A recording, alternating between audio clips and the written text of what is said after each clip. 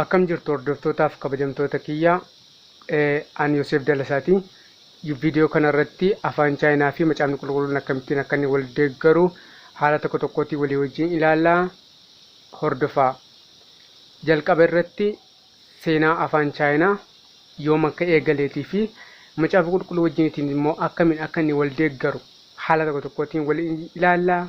Kunis immoo qabatamaa waan ta'eedhaaf hordofaa.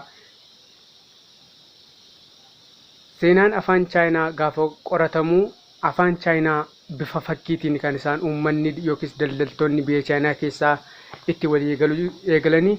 Kunis immoo erga riqichi Baabiloon diigameen booddee uummanni addunyaarra faca'u irraa kan ka'e uummanni naannoo Chaayinaa kana keessa jiraatan bifa fakkii kaasuutiin waliif ergaa turan jechuudha.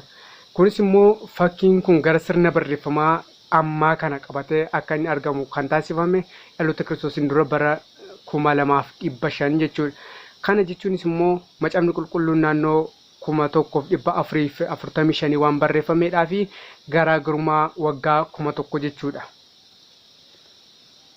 Itti aansuutiin viidiyoo kana fakkaatu waan walii wajjiniitiin ilaaluudhaaf bifa fakkiitiin akkamittiin ka'umsa irratti jalqabee macaafa qulqulluu wajjiniitiin akka inni wal deeggaraa dhufe waan walii wajjin ilaaluudhaaf viidiyoo kana fi kan kana fakkaatan argachuu barbaaddan viidiyoo yookiis immoo chaanalii kana sabiskiraayib godhaa, sheerii godhaa. Galatoomaa kabajamaa.